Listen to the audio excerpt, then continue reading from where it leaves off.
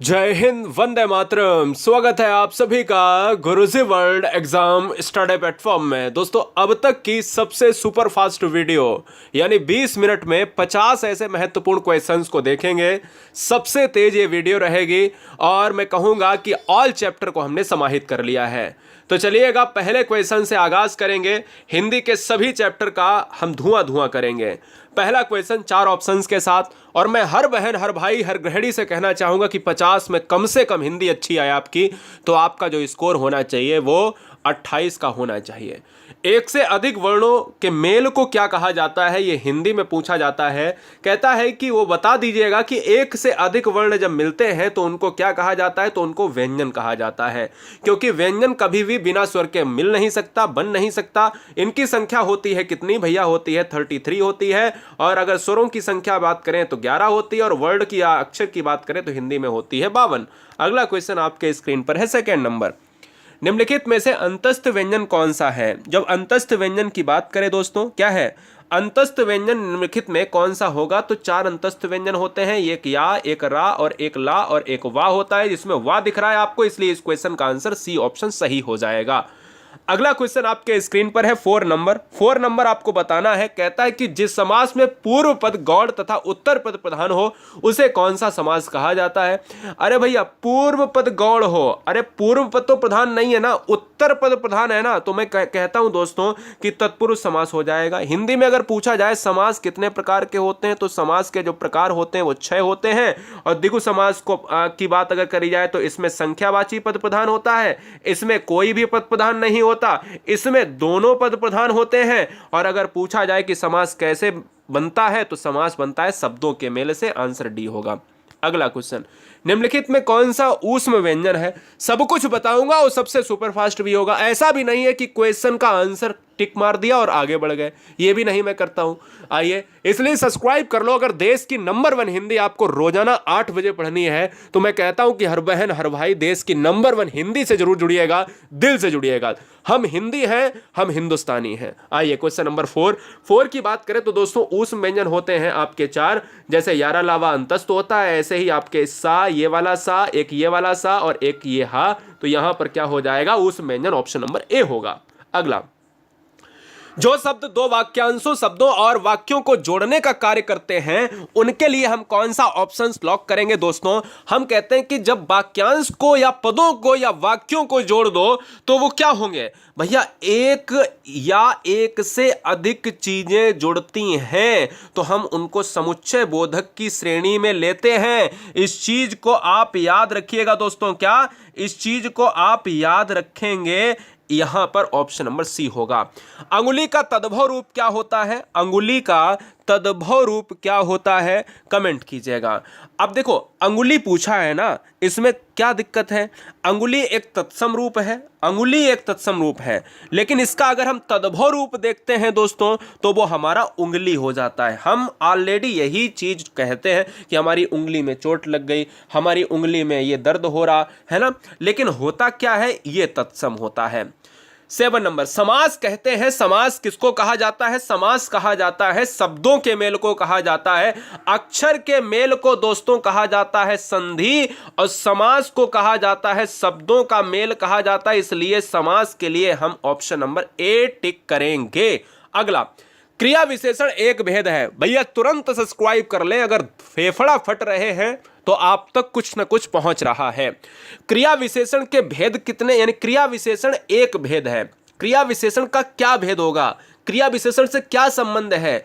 अव्यय का है, विशेषण का है, या फिर निपात का है, या समापिका का है? मैं कहता हूं अव्यय का हो जाएगा दोस्तों, एक प्रकार का हो जाएगा। यानी अव्यय वो होता है जो लिंग वचन के अनुसार बदलता नहीं है।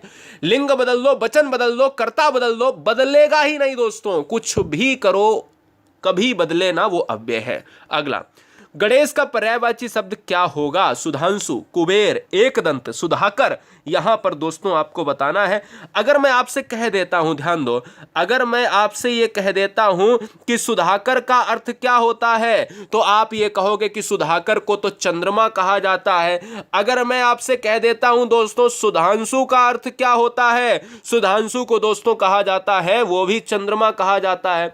और अगर मैं कुबेर तो है ही एक दंत दयावंत, है ना, इसलिए इस क्वेश्चन का आंसर सी।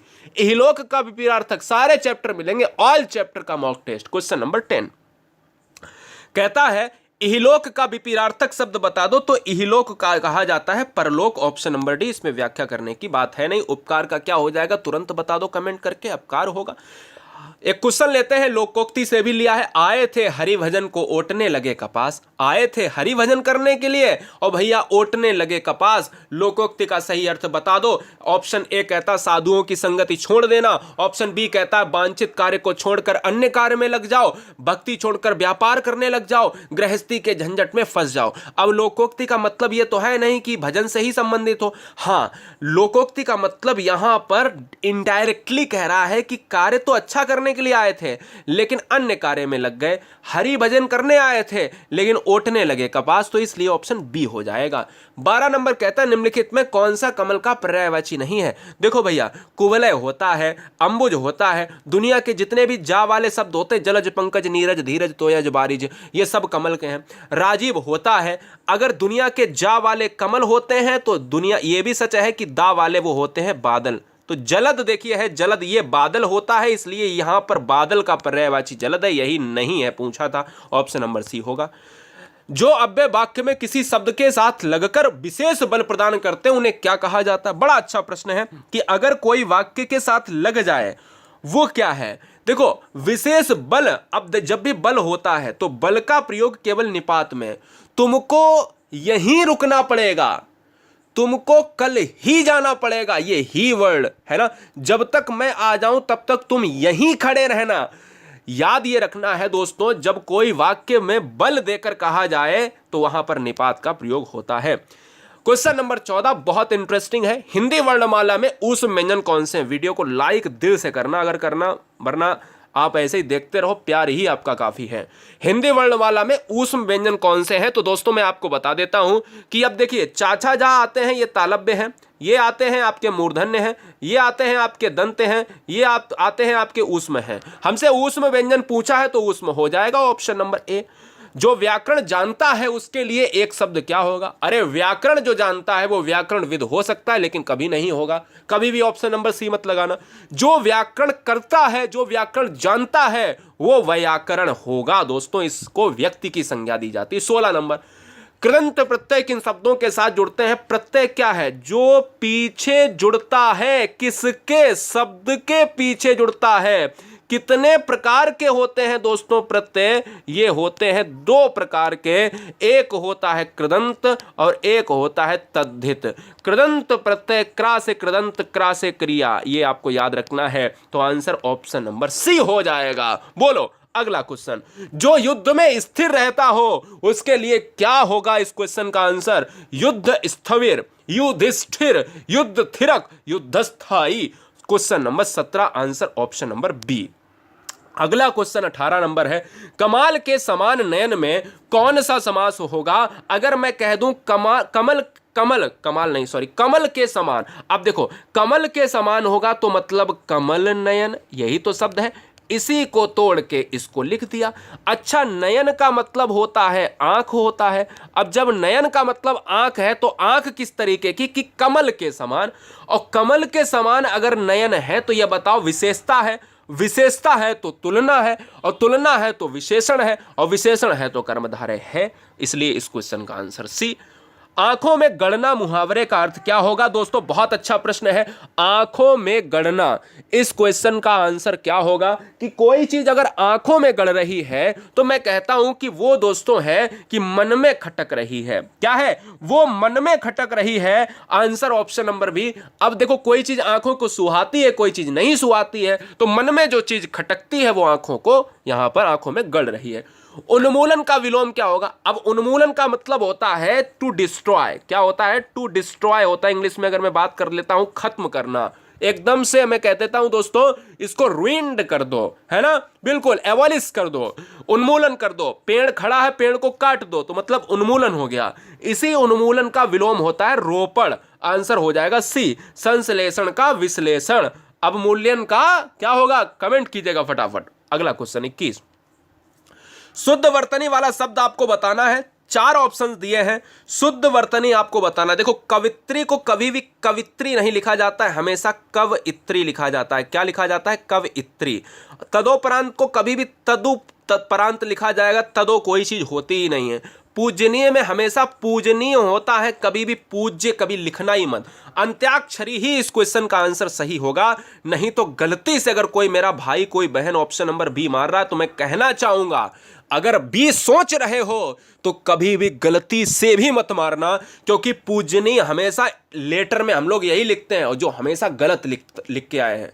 बताओ, कभी भी आपने सुना है? लेकिन यही लिखते आए और वो गलत लिखते आए हैं। आंसर हमारा ऑप्शन नंबर ए ही सही है। अगला क्वेश्चन, अच्छा अगर आपको एनसीईआरटी की बात कर लो या गूगल, बहुत से बच्चे कहेंगे सर नहीं मैं तो नहीं मानूंगा, मैं तो पूजनीय मारूंगा। तो मैं तो इतना ही कहूंगा आपसे, या तो मान लो या तो सर्च कर लो, है ना, दिल से जुड़ो। बिल्कुल, बहुत बढ़िया। गलत तो पढ़ा नहीं सकता। 22 नंबर, बंदर का तत्सम रूप क्या है? बंदर की मैं बात कर लेता हूं तो बंदर का तत्सम रूप होगा, मैं कहता हूं बंदर, बानर हो जाएगा। अब बंदर का जब बानर हो जाएगा तो ये तत्सम क्या होता है? तत्सम होता है जो हमारा एक क्या होता है, संस्कृत का शब्द होता है। अगला, बाजाल, ये बाजाल नहीं होगा, हाँ कह सकते हो बाजाल, सही है शब्द, कोई दिक्कत नहीं है। अच्छा, इसका संधि विच्छेद पूछा है, चलो बताओ बाजाल का सही संधि विच्छेद क्या होगा? 2 क्वेश्चन बनेंगे। एक तो बनेगा कि सही संधि कौन सी होगी, संधि हो जाएगी व्यंजन संधि हो जाएगी। क्यों? क्योंकि इसमें बाक धन जाल आ रहा है, और जब बाक आ रहा तो हलंत है, और बाक धन जाल ऑप्शन नंबर ए लॉक हो जाएगा। अगला, बैठे से बगैर बैगार भली, एक लोकोक्ति एक कहावत है, बैठे से बैगार भली, कहावत का सही अर्थ क्या होगा? हम ऑप्शन नंबर ए की बात करें, बैगार की आदत होना, बैठे बैठे बेगार होती है, निरर्थक से कमलाव का काम अच्छा है, या बैगार की आदत ना डालना। मैं कहता हूं दोस्तों, निरर्थक से कमलाव का काम अच्छा है, बैठे से बैगार भली। अगला, यारा लावा व्यंजन को क्या कहा जाता है? तो यारा लावा व्यंजन को कहा जाता है अंतस्थ व्यंजन। इनकी संख्या होती है पूरी 4, इनकी भी संख्या पूरी 4। स्पर्श व्यंजन होते हैं कितने? पूरे 25 होते हैं। क्या मैं कहता हूं? बिल्कुल दोस्तों, 25 होते हैं। अगला, करपट का तद्भव रूप क्या होगा? अरे तो मतलब कंफर्म है कि करपट जो है संस्कृत है, संस्कृत शब्द होगा। मतलब इसका अगर तद्भव देखा जाए तो ये होता है कपड़ा, और कपड़ा तो मतलब ऑप्शन नंबर डी। अगला, निम्नलिखित में से सकर्मक क्रिया बता दो। सकर्मक क्रिया का कॉन्सेप्ट समझ लो, सा माने होता है सहित। क्या होता है? सा माने होता है सहित, और कर्म माने होता है कर्म। जहां पर कर्म साथ में हो, कर्म सहित हो, जैसे जैसे कहता बालक खिलौना पाकर हंसता, हंसना कोई कर्म है? नहीं। पक्षी आकाश में उड़ते हैं, कोई कर्म है क्या? पक्षी कोई कर्म कर रहे हैं? नहीं दोस्तों। बालिका निबंध लिख रही है, मंदाक, सोना कोई कर्म नहीं। हाँ, बालिका निबंध लिख रही है, यहां पर कर्म हो रहा है, इसलिए राइट आंसर बी होगा। 28, नाक का बाल होने का मुहावरा क्या होगा? इस क्वेश्चन का आंसर क्या होगा? नाक का बाल होना। अब देखो, इस क्वेश्चन में बहुत से बच्चे गलत करेंगे। क्यों करेंगे मैं बताता हूं।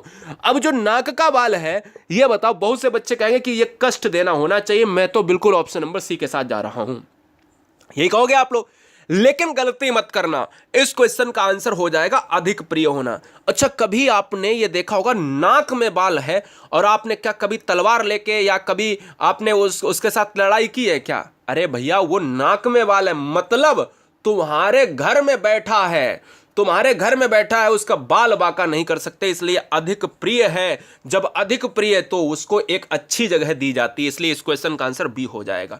कवित्री का सही रूप क्या होगा? शुद्ध वर्तनी क्या होगी? कवित्री का संशोधित रूप क्या है? तो कवइत्री है, और कवइत्री का मतलब है ऑप्शन नंबर क्या हो जाएगा? डी हो जाएगा। मैं कहता हूं बिल्कुल, कवि वाला कभी मत मारना। अगला, निम्नलिखित में से कौन सा रात्रि का पर्यायवाची यहां पर रात्रि का पर्यायवाची नहीं है? रात्रि का पर्यायवाची में निशि, विभावरी, समीर, रजनी। समीर कैसे आ जाएगा? समीर तो दोस्तों वायु का होता है, वायु का होता है जिसको हवा कहा जाता है, और जब हवा है तो वायु समीर एक ही चीजें हैं।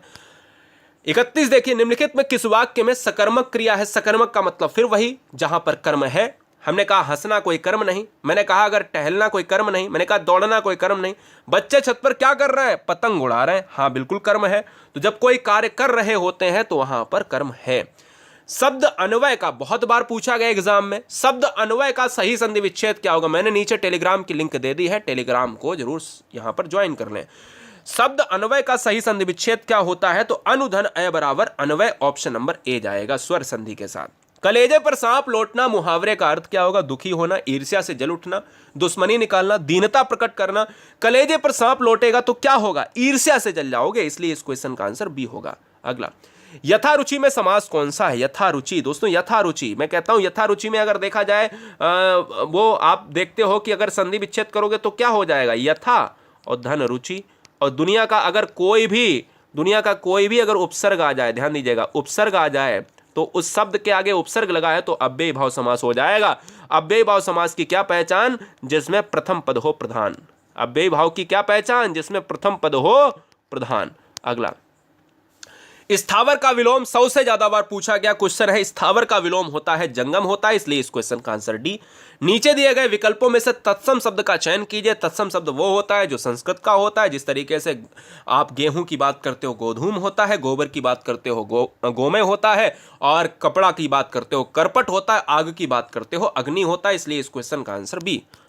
निम्नलिखित में किस शब्द में गुण संधि है? गुण संधि किसमें होगी? गुण संधि उसी में होगी। गुण संधि की ट्रिक नोट कर लीजिएगा। संधि की अगर मैं बात करता हूं, दुनिया में कोई शब्द आए तो बीच वाले अक्षर पर अगर कोई एक मात्रा हो, ध्यान दीजिएगा, बीच वाले अक्षर पर एक मात्रा हो तो तुरंत लॉक कर दीजिए। बीच वाला अक्षर ढूंढो, 4 ऑप्शंस में एक मात्रा है। आप कहोगे सर ऑप्शन नंबर डी। मैं कहता हूं जी हाँ, अगर और एग्जाम्पल देख लो तो सुरेश, और एग्जाम्पल देख लो तो मुनेश। बीच वाला अक्षर पर देखो ऐसी मात्रा है, देखो बा के ऊपर एक मात्रा लगी हुई है वाली, बिल्कुल सही बात है दोस्तों। देवेंद्र हुआ, मुनेन्द्र हुआ, मुनेश हुआ, सुरेश हुआ, महेश हुआ, राकेश हुआ, दिनेश हुआ, है ना, निमेश हुआ। जितने भी ऐसे शब्द हैं उनके ऊपर एक मात्रा ए की हो या एक मात्रा कुछ भी ओ की है, होनी एक मात्रा चाहिए। अगला, उत्पत्ति के आधार पर अगर पूछा जाए क्या कि उत्पत्ति के आधार पर शब्द के भेद होते हैं 4। तत्सम, तद्भव, देशज, विदेशज। क्या? तत्सम, तद्भव, देशज, विदेशज। ये आपको 4 याद रखना है, टीटीडीवी। संस्कृत के ऐसे शब्द जिसे हम ज्यों का त्यों प्रयोग में लाते हैं, जैसा का तैसा प्रयोग में हम लेकर आते हैं, वो तत्सम कहलाते हैं, ऑप्शन नंबर ए। निम्नलिखित में रूढ़ शब्द कौन सा है? रूढ़ शब्द की क्या ट्रिक है? रूढ़ शब्द जितना छोटा है उतना ही छोटा आंसर होगा। अब आप कहोगे सर ये भी ट्रिक है, मैं कहता हूं 2 ट्रिक बताऊंगा। जितना छोटा है ये उतना छोटा आंसर होगा, पहली ट्रिक। दूसरा, उसका संधि विच्छेद नहीं हो सकता। देख लो, संधि विच्छेद नहीं हो सकता। पा धन सु हो सकता है? नहीं। अगला, शब्द रचना के आधार पर बताइए कौन सा शब्द योग रूढ़ है। योग रूढ़ की ट्रिक क्या है? तो मैं कहता हूं योग रूढ़ की ट्रिक लिखो। योग रूढ़ की ट्रिक वही है जो दुनिया में बहुब्री समास है। बहुब्री समास, जलज, कुशल, विनिमय, पवित्र। जलज हो जाएगा, जलज अर्थात जो जल में उगता है, कीचड़ में उगता है, अर्थात कमल की बात है, आंसर डी होगा। समास भी यहां पर बहुब्री और योग रूढ़ भी हो जाएगा। निम्नलिखित में रूढ़ होगा। बोले सर आपने तो बताया था कि सबसे छोटा हो, लेकिन यहां तो तीनों ऑप्शंस में कहीं कहीं 3 ऑप्शंस दिए, तो मैंने कहा दूसरी ट्रिक लगा लो, जिसका संधि विच्छेद ना हो, जो योग रूढ़ ना हो, जो बहुब्री ना हो। तो आप कहोगे सर कैसे? मैंने कहा देखो, मैंने कहा वैभव हो जाएगा इस क्वेश्चन का आंसर। मैंने कहा जा वाले तो ये सब कमल है ना, ये जा, कमल, पंकज, नीरज, मलयज, धीरज, है ना, ये सब जा, और ये कमल है तो कमल का मतलब ये बहुब्री समास, बहुब्री है तो योग रूढ़ हो जाएगा। याद ये रखो कि वैभव का मतलब वै धन भव कर दोगे तो भी संधि विच्छेद नहीं होगा, मतलब जो टुकड़ों में ना बटे। आइए, परीक्षा शब्द निम्नलिखित वर्गों में से किसमें आता है? तो परीक्षा आता है दोस्तों संस्कृत के अंतर्गत आता है, ये तत्सम रूपी है। मजिस्ट्रेट शब्द कैसा है? मजिस्ट्रेट शब्द हमारे यहाँ का तो है नहीं, मतलब क्या है? बाहर का है, और बाहर का है तो ये विदेशज हो जाएगा, तो ऑप्शन नंबर डी हो जाएगा, इंग्लिश शब्द है। निम्नलिखित में कौन सा शब्द क्या है? कौन सा शब्द देशज है? अब देशज शब्द वो होगा जो हमें पता ही नहीं कहाँ से आया है। लोटा हुआ, बाल्टी हुआ, चिमटा हुआ, फुकनी हुआ, है ना, फुनगी हुआ, करकर हुआ, मरमर हुआ, चरचर हुआ, खिड़की हुआ, खिचड़ी हुआ, है ना, जूता हुआ। ये सब क्या है? ये सब दोस्तों आपके देशज शब्द है जिनकी उत्पत्ति का कोई पता नहीं। योग रूढ़ शब्द कौन सा है? पीला, घुड़सवार, लंबोदर, नाक। हमने कहा योग रूढ़ की क्या पहचान? जो बहुब्री हो। अब इनमें छांटो बहुब्री कौन सी है, कौन सा है? अब देखो बहुब्री है, हमारा ऑप्शन नंबर सी है, इसलिए इस क्वेश्चन का आंसर सी। निम्नलिखित में कौन सा यौगिक शब्द है? अब आ जाइए यौगिक की ट्रिक। तो इसकी ट्रिक, हमने रूढ़ में क्या देखा था? सबसे छोटा, तो रूढ़ यहाँ पर क्या हो जाएगा? रूढ़ यहाँ पर क्या हो जाएगा, या इसका संधि विच्छेद ना कर पाओ। अब यौगिक इसका उल्टा होता है, मतलब यौगिक की ट्रिक है जिसका संधि विच्छेद कर लो, जिसका संधि हो जाए वो यौगिक है, और जिसका संधि ना हो वो हमारा क्या है, रूढ़ है। जिसका हो जाए वो यौगिक है। अब बताओ किसका किसका हो जाएगा, ये भी आपका रूढ़ है, ये भी रूढ़ है, ये भी रूढ़ है, इसका हो जाएगा विद्याधनालय, ऑप्शन नंबर सी।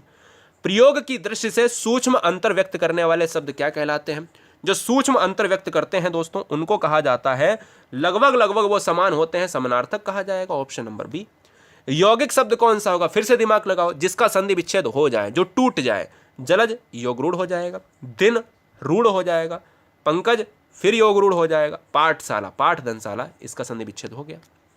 और आज का इस वीडियो का अंतिम प्रश्न, देख रहे हो मैंने क्या बोला, मैंने कहा 20 मिनट, तो हमने यहां पर क्या पहले ही बोल दिया था कि हाँ सर 20 मिनट तो 20 मिनट। मैं जो कहता हूं, मुझे नहीं पता था ये वीडियो कितने में जाएगी, बताओ आप ही बताओ। मैं 0 सेकंड से शुरू कर रहा हूं, मुझे पता था क्या मुझे, लेकिन ये पूरा कंफर्म रहता है, मुझे ये पूरा भरोसा रहता है अपने ऊपर और आपके ऊपर कि मैं जो कंटेंट पढ़ाऊंगा इतने समय में कंप्लीट करूंगा, इतने क्वेश्चन कराऊंगा, उससे 1 मिनट ज़्यादा नहीं। आंसर हमारा क्या हो जाएगा दोस्तों, यौगिक शब्द के लिए तो अब कमेंट करके बताइए, यौगिक शब्द के लिए कमेंट करके बताइए। तो ये क्वेश्चन है इसी वीडियो का, लगभग लगभग सेम है, 49 नंबर, तो कमेंट कीजिएगा। जय हिंद, वंदे मातरम, इंकलाब जिंदाबाद। टेलीग्राम को सर्च करने के लिए आप सर्च करिएगा GURUJI की स्पेस WORLD, ऐसा लोगो मिलेगा, टिक मिलेगा। सब्सक्राइब करने के लिए धन्यवाद। आप किस शहर से हैं, किस जिले से हैं, कहां से हैं, किस गांव से हैं, अपना जिला